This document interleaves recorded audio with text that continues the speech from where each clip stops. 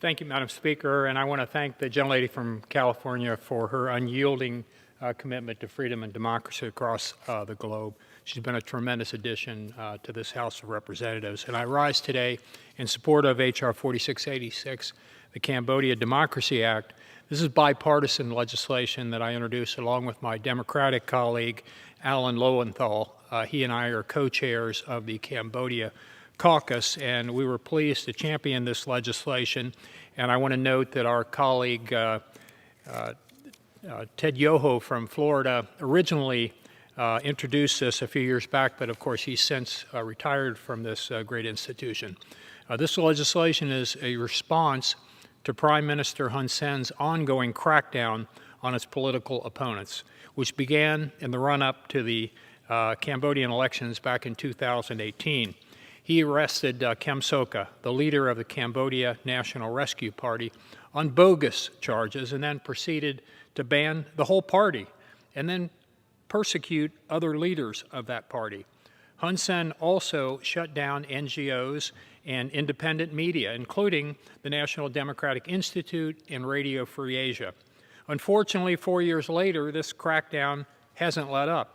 Hun Sen has kept the bogus charges hanging over Kem Sokha's head and prohibited him from participating in any political activity.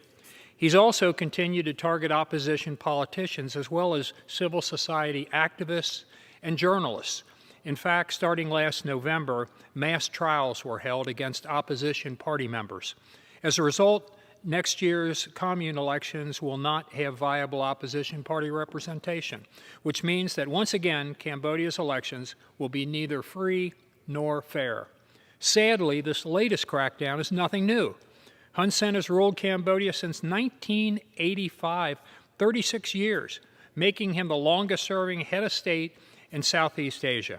To date, Hun Sen hasn't really faced any stiff consequences for this behavior from the United States, and that's embarrassing. That's why the Cambodia Democracy Act imposes sanctions on those who participated in Hun Sen's illegal, arbitrary attempt to smother democracy. By targeting those directly responsible and holding them accountable, it's our hope that we can get Hun Sen and his cronies to realize that the only path forward for that country is to allow free and fair elections. We must not forget that the principal victims of Hun Sen's repression are the Cambodian people themselves. Next month, we celebrate the 20th anniversary of the Paris Peace Accords, which clearly promises them democracy. So I would urge all my colleagues to help make good on the pledge made in the Paris Accords a long time ago by joining me to support this legislation and help put Cambodia back on the path to democracy. I once again want to thank young Kim for her leadership in this effort, and I yield back.